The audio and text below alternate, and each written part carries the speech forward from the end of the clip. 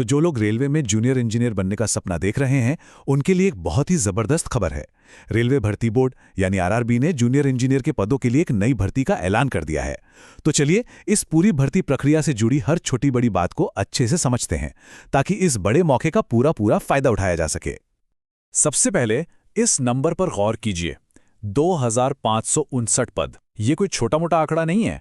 मतलब देश भर के हजारों काबिल इंजीनियरों के लिए रेलवे में एक शानदार करियर शुरू करने का ये एक सुनहरा दरवाजा हो सकता है। तो आइए देखते हैं कि इस मौके को हासिल करने के लिए क्या क्या जानना जरूरी है।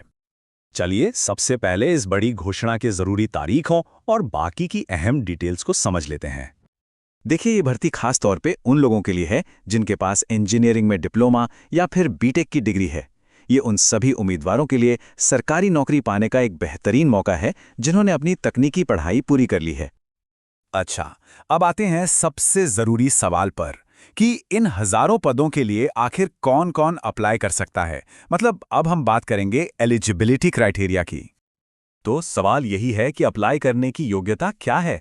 आइए उम्र की सीमा और पढ़ाई लिखाई की जरूरत दोनों पर एक नजर डालते हैं, ताकि कोई भी कंफ्यूजन ना रहे। देखिए, अगर आप जनरल कैटेगरी से हैं तो उम्र 18 से 33 साल के बीच होनी चाहिए। और एक अच्छी खबर यह है कि जो उम्मीदवार ओबीसी, एससी और एसटी जैसी रिजर्व्ड कैटेगरी से हैं, उन्हें सरकारी नियमों के हिसाब से उम्र में छूट भी मिलेगी। अब बात करें पढ़ाई लिखाई की, तो अगर आपके पास इंजीनियरिंग में डिप्लोमा है या फिर बी या बीटेक की डिग्री है, तो आप बिल्कुल अप्लाई कर सकते हैं। बस एक बात का ध्यान रखना होगा कि आपकी डिग्री उसी इंजीनियरिंग स्ट्रीम में हो जो नोटिफिकेशन में बताई गई है। ठीक है, तो एलिजिबिलिटी तो समझ आ गई। अब आगे बढ़ते हैं और देखते हैं कि सिलेक्शन का प्रोसेस क्या है। मतलब नौकरी तक पहुंचने का रास्ता कैसा है।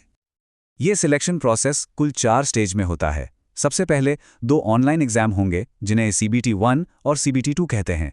इन दोनों को पास करने के बाद आपके सारे डॉक्यूमेंट्स चेक किए जाएंगे और फिर आखिर में एक मेडिकल एग्जाम होगा। ये एक बहुत ही सीधा और साफ सुथरा प्रोसेस है ताकि सबसे काबिल उम्मीदवारों को ही चुना जा सके।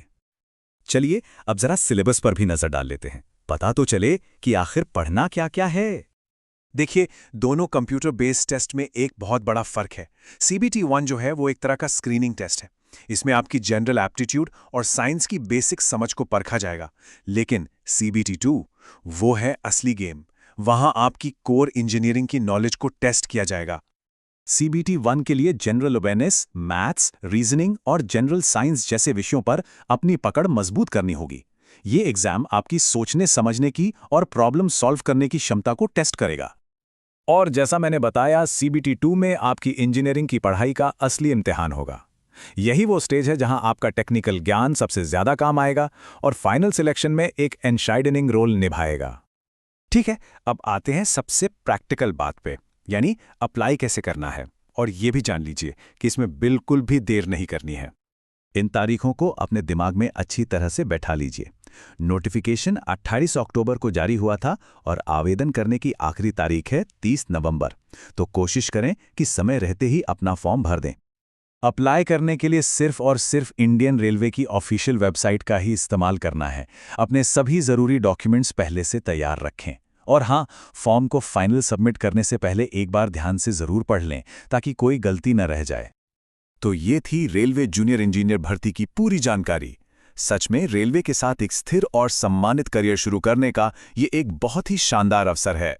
अब ये आपके ऊपर है कि इस मौके का फायदा कैसे उठाया जाए। अपनी तैयारी आज से ही शुरू करें और अपने सपनों को हकीकत में बदलने की तरफ पहला कदम बढ़ाएं।